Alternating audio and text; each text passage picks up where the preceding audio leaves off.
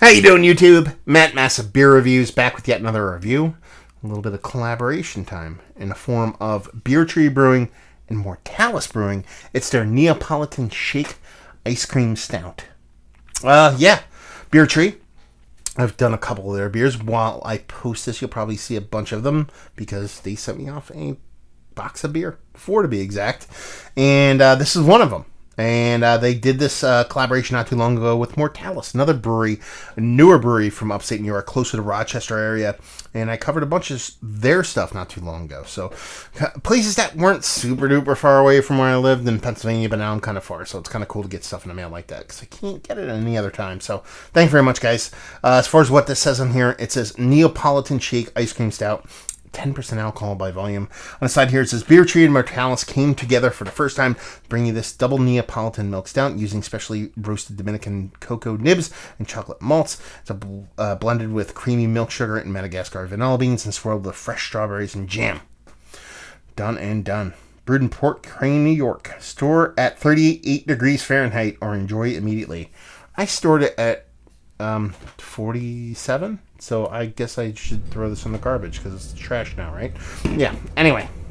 Why do they write that on there? I assume they put a shit ton of strawberries in here, so there might be additional fermentables in the beer itself, so it could explode. That's the only reason, because 38 to say, make sure you have this at 38 degrees. It's a stout. It is what it is, so. Anyway, and they sent it to me in the mail, so definitely didn't stay at 38 degrees then, so I'm not too worried. Anyway, look at that. Pinky finger of infinitely delicious. It's actually weird because it's kind of a creamy head, but it has this tightness to the bubbles that makes it kind of sharp. But what I like my coffee to look like colored head, followed by a rich darkness with a soft mahogany to it. So she definitely looks the part of a stout. Let's see if we can get a nose. Yeah, I mean, she comes off very traditional stout-wise. You're getting a big roasted malt component, a soft sweetness, a little bit of milk chocolate. I'm not getting a huge strawberry component. I'm not getting a huge vanilla component to it.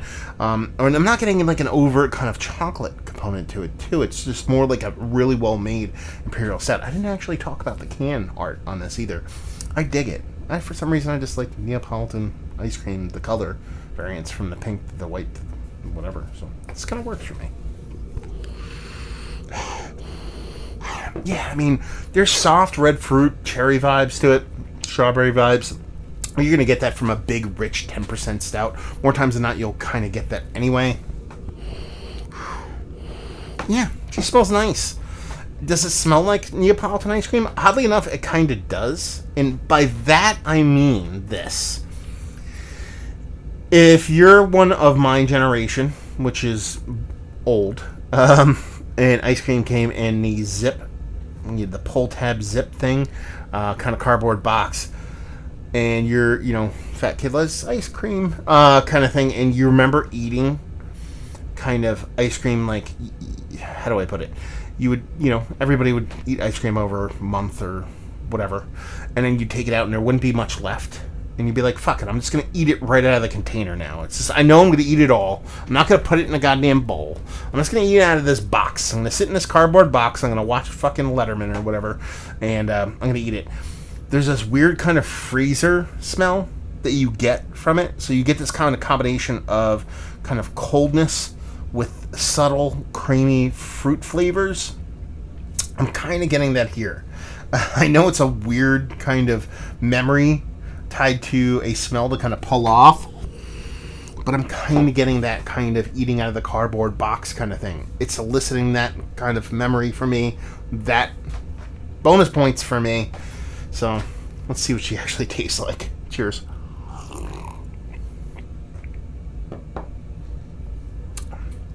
Yeah, she's got a nice roasted malt component.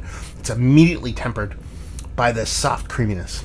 I think it's a combination of a vanilla and a kind of creamy, kind of lactose milk chocolate vibe on it. What did they actually say it was in here?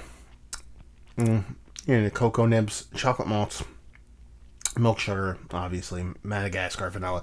See, the vanilla, it's weird because I think the lactose ties it all together. It's a milk stout. No shit, Sherlock. But you're getting a soft strawberry vibe to it. I actually don't know if that's coming from the strawberry additions in it or if it's coming from the actual beer itself. I think it's a combination of the two. You get that soft red fruit thing that you would get from a big imperial stout combined with that strawberry jamminess. But it's that lactose that makes it all work, because even the vanilla is very soft in a good way. I like it when it's slightly under heavy-handed than over. So if someone's going to add vanilla to something, for me, I like it to be like, they just almost perfect. Perfect is always perfect, but if you're going to err a little bit too much or a little bit too little, I always like it to be a little bit too little. And it's kind of there for me for this. But it's giving me all the things that it talks about. It's giving me that strawberry jammy vibes, vanilla vibes, chocolate vibes. But none of it is coming anywhere close to overshadowing the beer itself. And I believe, outside of lactose, I believe you could derive a lot of these flavors from the beer itself without having all these additions. So that's kind of where the beer is a little bit weird for me, in that I like it, I dig it, I think it's well made. The 10% is well hidden, drinks more like 7%, and I find it quite tasty. But I think you could pull this off with just the addition of lactose, and I kind of like that avenue when it comes to these kind of beers more than, okay, let's put these flavors in beer. It's kind of the Augie Carton kind of mantra when it comes to beer. Let's try to create those flavors from the beer as opposed to just throwing adjuncts at it. I'm not diminishing the beer. I'm not saying, oh, this beer sucks, and it sucks that they do that. I like it. I think it's fun. It's awesome. But I kind of just makes me all hot and bothered when someone can create this from core ingredients minus that milk sugar, then just throwing a bunch of stuff at it. All that being said, personal mantras aside and personal whatever's aside, it's a fun beer. It's a tasty beer. I like it. You get that soft strawberry. Definitely get those kind of lactose, little soft vanilla. Get the chocolate, more in a roasted malt variety. And it works. Does it taste like Neapolitan ice cream stout? No. Does it give me subtle hints of that? Yes. That, I guess you would view as a win. So let's talk about it. It's one of the better stouts that I've had. Adjunct stouts that I've had as of late. Just worthy of being in a conversation. I've had much, much better.